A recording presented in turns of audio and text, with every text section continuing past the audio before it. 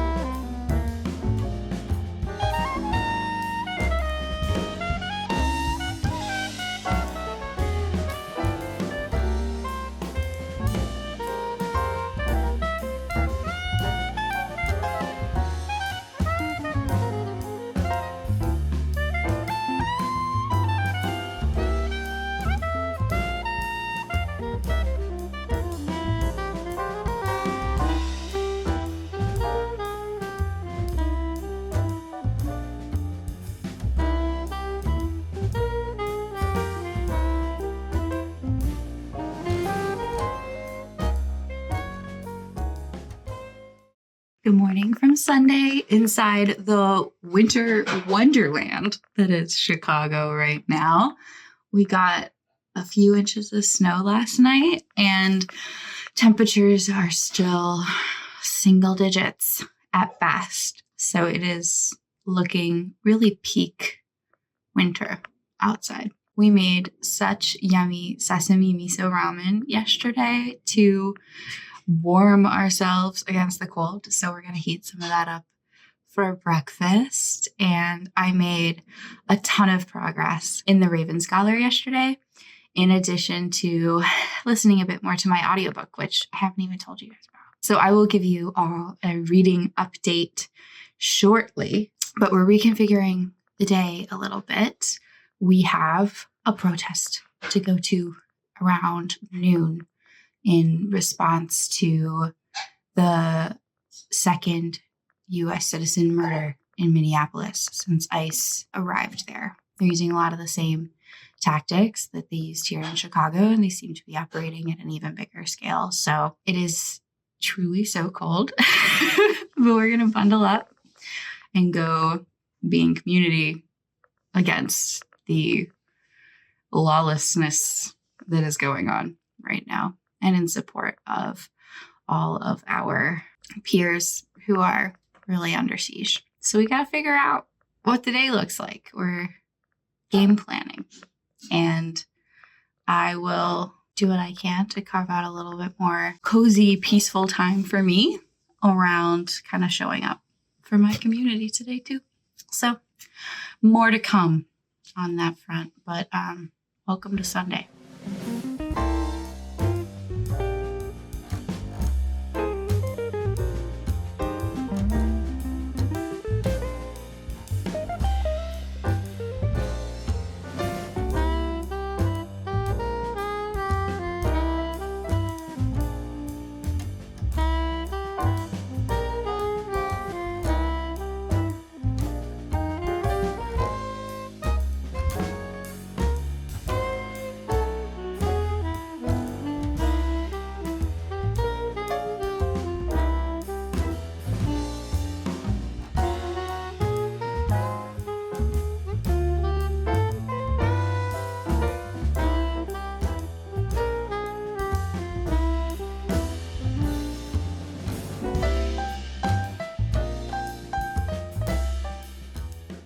Good morning from Sunday, the following Sunday, from when I last spoke to you.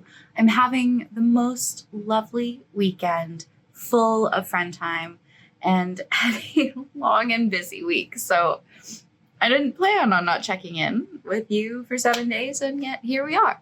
I am off to go wedding dress shopping with a friend and am absolutely buzzing to see what she finds and just like get a sense of what her taste in all of this will be. We're going with a few friends and her mom, and it's just going to be the most beautiful day. I'm very jazzed about it. Yesterday we were having one of our quarterly all-day extravaganzas with two of our really good friends, and had such a lovely day just cooking and talking and playing card games. So lots is going on, but I haven't had a chance to tell you about the books that I've been reading. The big news is that I have already finished Conductors and absolutely loved it. It was a 5-star read, and I'm well into part 3 of the Ravens Scholar. So I have got to go, but when I get back this evening, we will sit down and have a proper chat about all the stuff that I've been reading. So I will see you in just a little bit.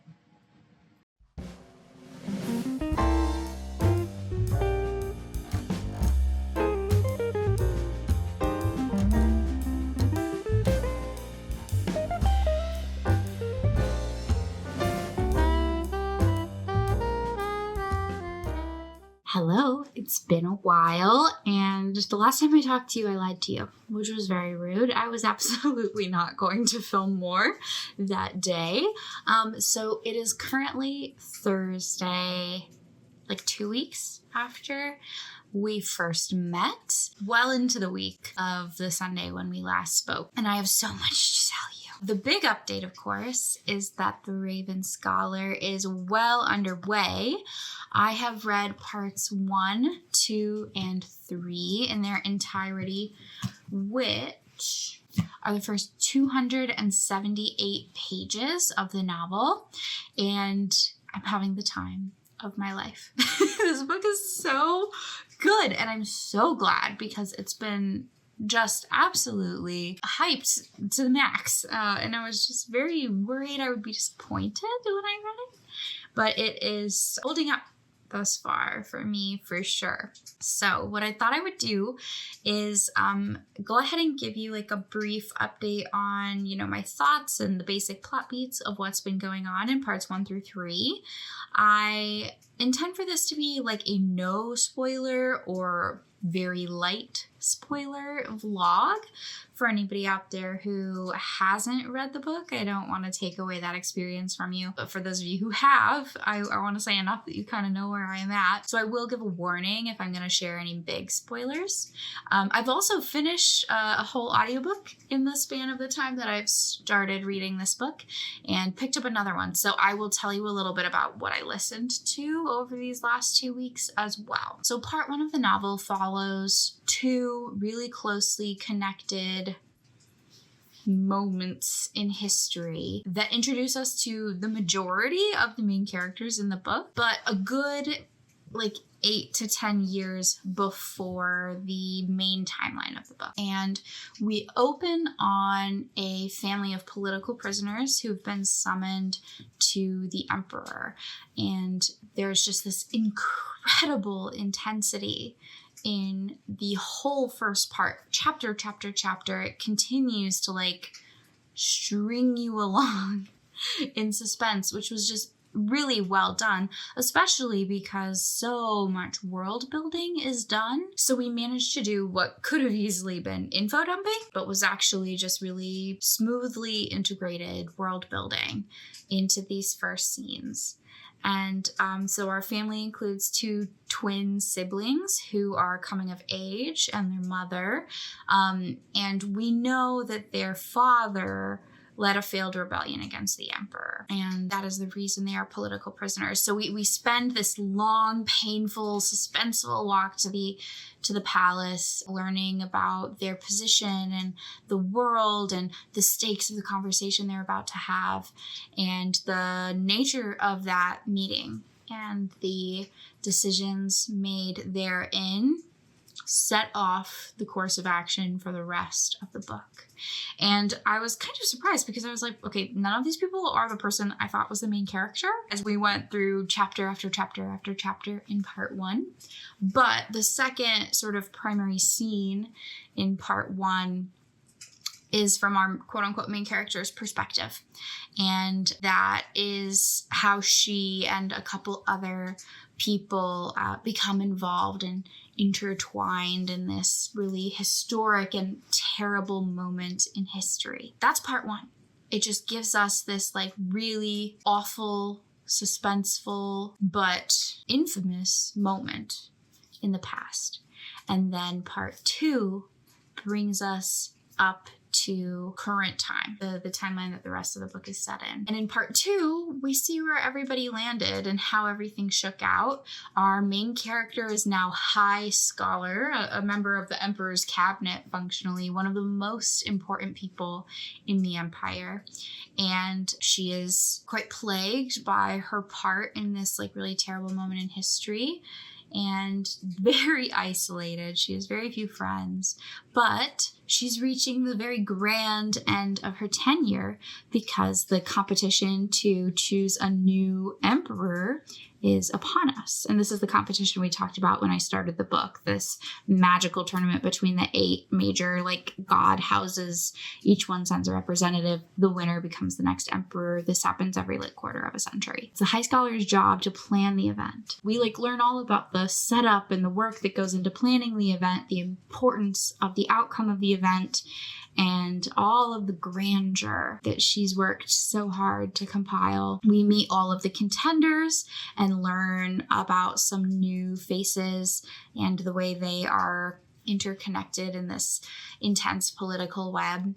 And by the end of part 2, which was functionally just day 1 of the tournament, all of the grand celebrations, none of the actual competition having begun, there is the murder. And I wasn't sure who it would be, so I was very surprised and interested in who was ultimately the murder victim at the center of the story. The person who dies is somebody who our main character, Nima, has a personal history with and has a lot of loathing for. And they come from the same house. They're both House of the Raven.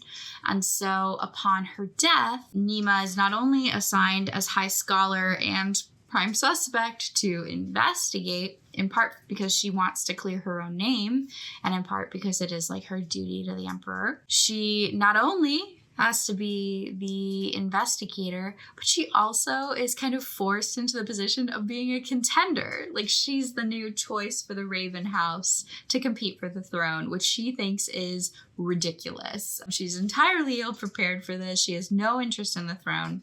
Of course, that's why the emperor picks her, because he was somebody who wasn't interested in the throne and was put into the competition by a mentor of his own. He thinks it's important that somebody who sits on the throne didn't seek the power out themselves.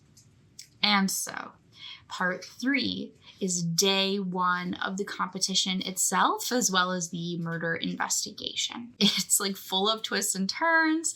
There's a really nice balance of combat and intrigue and puzzle solving and the actual investigation too. One of the things I really appreciated about parts 1 and 2 was how much time they took to introduce us to all of these different characters, which means that even though there are 7 competitors and a bonus, then, you know, all of the different people in the Emperor's cabinet and some other ancillary characters, like there's so many people to follow. We still, I think, can do that quite comfortably. I think Antonia does a really good job of introducing us to the characters slowly enough and with enough distinction that it's not too overwhelming to read. And I think that is a feat in and of itself. The plot is also very well balanced. We are getting so many great moments of interpersonal tension, political tension, competition-based tension. There's action, there's moments of quiet and interiority. We're really getting it all, and I'm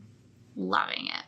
So by the end of part 3, we are at the end of day 1 of the competition, day 1 of the investigation. We have some really big dramatic findings. And the ending of part 3 was particularly dramatic and lent itself to a theory I have brewing about somebody who I think could be connected to the story and is presumed to be dead. So I'm very excited by what was revealed at the end of part 3.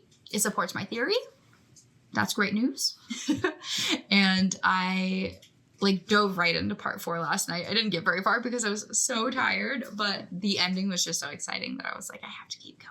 So really, really loved parts 1 through 3. I think the book has just done an excellent job navigating a really complex landscape really effectively. But yeah, I've been so impressed. And, you know, it's remarkable for a book so large and easily intimidating.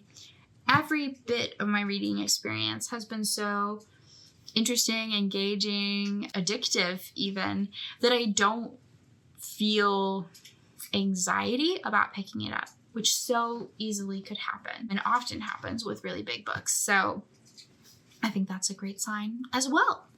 I will check in when I probably have finished part 4. I think the way I'm going to do this, since it is a large book, is to just check in after each part or every couple parts to recap what I've been thinking. And in the interim, I am reading other stuff. So to give you a very brief rundown, I'm actually going to talk about this book in another video soon, so I don't have to be too detailed here, but I listened to all of the conductors, and that book was such a treat. I gave it 5 stars, absolutely loved it. So glad there's more books in that series. It is a story about a magical alternative version of history in the US where multiple different forms of magic are real, and it interrogates and imagines how that would have shaped the experience of slavery, revolution, and post-Civil War life in America. So largely Black magical culture is centered around celestial magic, which of course is a reference to the same kinds of magic, you could say, of following the star patterns to escape enslavement that is true to real history and is used by our main characters who become conductors on the Underground Railroad with a little magical twist. And then there's also sorcery, which is largely wielded by white people and largely wand-based, though it's a little hard to tell how legit that is. And the book, I wasn't expecting this to be the case, actually takes place in 2 different timelines. So the main contemporary story is a post-war murder mystery in Philadelphia where our main character and her husband and her friends have all settled after the war, many of them brought to freedom by our main character and her husband. And then the other part is flashbacks to our main character's time as a young enslaved person and her time as a conductor in the Underground Railroad. Both timelines, very compelling, very interesting. And I just thought the book was like the perfect mix of things. The celestial magic was so interesting. The stories, the like very real history that all of this is rooted in was so compelling and, you know, in many cases deeply upsetting, in lots of ways illuminating to me about things that I don't think about very often or hadn't encountered in history class. There was romance in it that I wasn't expecting, but I really loved that. And a murder mystery to tie it all up with a bow. So I adored The Conductors. I gave it 5 stars, and I'm definitely going to continue the series because I think there are like 3 more books. So that's the latest on all of the things I've been reading. You've seen all kinds of stuff going on in my personal life in the interim. We've been so busy with friends in the last couple weeks, and that's actually going to continue, and we'll report back when I have another part of this book under my belt.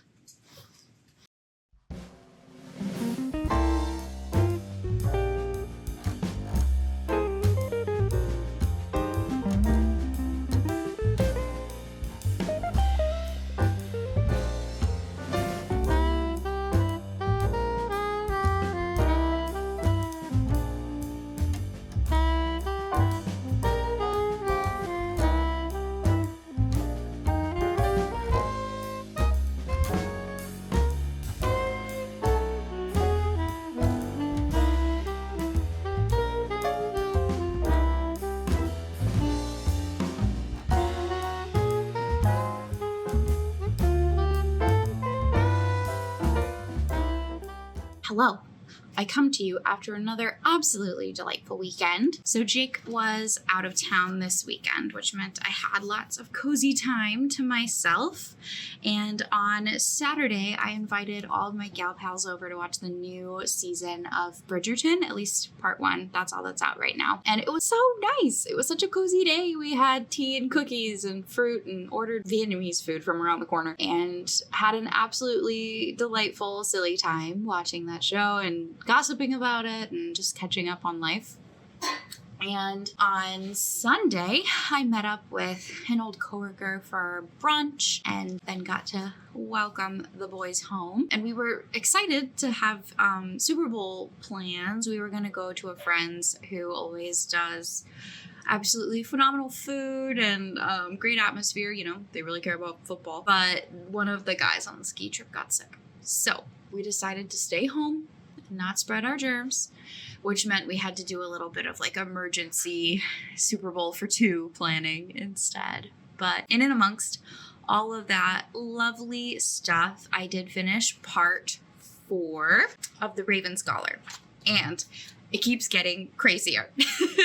So part 4 covers the second day of the competition and the investigation and follows up on one of the big reveals that is brought to us in part 3. And I thought the end of part 3 was like very dramatic, and I was ready to follow that clue, and it kind of aligned with some of what I was suspecting.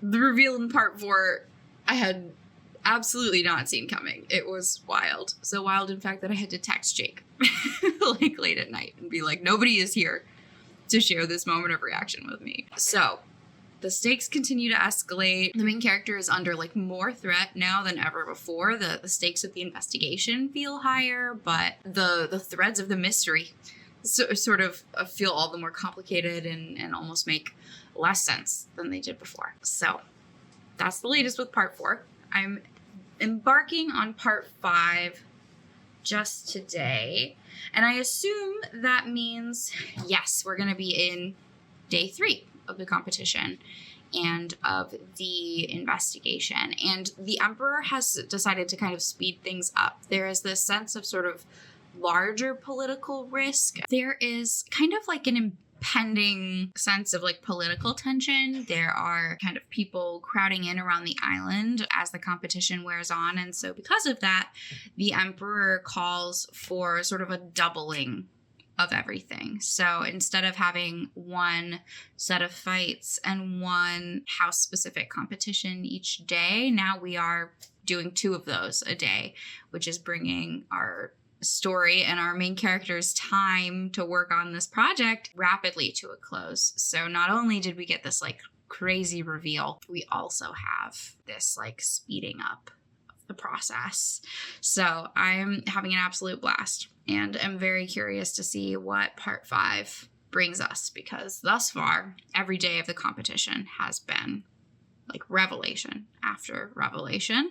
And it doesn't feel particularly cheesy, you know? Like sometimes when there are dramatic twists and turns around every corner, it can feel kind of like hollow. But I've been very committed and alarmed and invested at every point thus far. I also wanted to flag that I finished Among the Burning Flowers by Samantha Shannon, which was my audiobook last week. So I thought I'd give a quick once over of it here, although again I'll talk about it in other videos. It's not the main shebang for this one. But Among the Burning Flowers by Samantha Shannon is a prequel to The Priory of the Orange Tree, which is one of my favorite fantasy series of all time. It is like epic fantasy, high fantasy. The books are 800 pages long and take us to, you know, all 4 corners of this beautiful, intricate world that she's created. It is a world where dragons are real, and the major like religions in the world are shaped around kind of how people perceive dragons. So there are parts of the world where there are water dragons, and those are like worshipped by the people as gods. And there are other parts of the world where there are fire dragons, and those are considered like evil, like demons basically. And the royal line is sort of almost deified with the power to keep the evil dragons at bay. The main kingdom is a queendom, which is fun, and there's lots of like secret societies of magic users and people who are part of like the resistance, and it's a gorgeous world. It's so compelling. And Among the Burning Flowers is set in a neighboring kingdom to the sort of main kingdom in Priory of the Orange Tree called Iskalin. And they are a kingdom kind of on a volcano. They call them fire mounts. And so when the threat of these fire dragons begins to emerge, they first emerge in Iskalin, which is something we know from the originals. They basically take over and kind of hold the country hostage, hold their leader hostage. And so we follow the crown princess of this kingdom during a time of such duress, and a couple of other folks. We follow somebody who is a culler, somebody who kills the smaller kinds of dragons like basilisks and other like draconic adjacent animals. And we follow the princess's love interest, the man she's engaged to, who we also know from kind of a different role in Priory of the Orange Tree. And the story is just gorgeous. It was so phenomenal. I gave the book 5 stars, and honestly, I think it's my favorite Priory book, which is kind of insane because it's, well, the series is called Roots of Chaos. I think it's my favorite Roots of Chaos book. It's considered a novella. It's like 280 pages, I think, which makes it much smaller than the other books in the series. But I think it benefited from that because my biggest critique of the other books is really that they are so long. It is very hard to make the payoff, the like big ending sequence feel like worth it. And of course, it's the journey. Like I think those books are best because of the ride they take you on, not because of the like climax at the end where there's a big fight or whatever. But this book didn't have any of that feeling because it was so short and it was leading up to this really high tension moment that we already know from Priory. But I thought it was really beautifully executed. There was so much in here about domestic violence that I thought was handled really well. There was so much like love that like was so tragic and star-crossed and doomed because we knew the fate of the characters, which was not a good thing. And you just hear like their most earnest hopes for their future before their future is really taken away from them. So absolutely loved it. Rave review from me. And I am very excited to get a physical copy on my shelves. I have the paperback of the other two, and so I'm waiting forever and ever, like a year after the original release, to get the paperback of this one to match as well. But all of that being said, that is the latest on part 4 of A Raven Scholar, and the audiobook I finished in the interim. And I will check in when there is part 5 ready and time for review.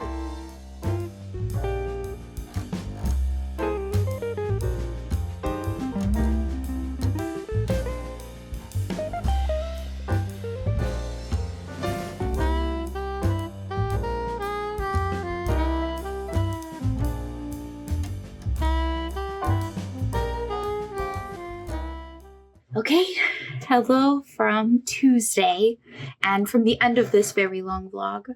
I wrapped up Raven Scholar on Sunday, just sub 24 hours after the last time I talked to you. I just had I think like 50 pages left when we last spoke, but it ended in all kinds of chaos. I had a very good time and am so excited for what's next. The sequel is advertised at the end of the book, and I am eager to pick it up when it comes out, although I haven't actually checked the publication date. So I'm curious to see how quickly they'll be putting out book 2, because there are many things being woven together at the end of this story and moving into the next. But during the time that it took me to make my way through this book, which was quite enormous, and I moved through quite quickly, especially given the size, I finished 2.5 audiobooks. I haven't even told you guys about The Land of the Living and the Dead, but that was what I was listening to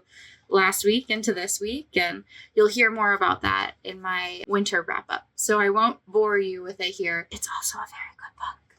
But I just wanted to kind of wrap things up by saying that, Raven Scholar absolutely delivered. It had incredibly high expectations set by truly everyone on the internet, and it really did deliver. I'm so pleased with my reading experience, and if you, like me, were worried that you had perhaps been sold a bill of goods that couldn't possibly be as fantastic as people said, really, pick it up. It is that good. And I hope that anybody who has read the book can talk to me about all of your thoughts and all of your theories in the comments down below. Maybe just leave a little indicator if you're gonna drop spoilers before diving into all of your thoughts. But I'm dying to talk about the book with other people and can only get away with so much recapping to my husband, given the sheer volume of nonsense that happened in this book before he kind of says, that's enough.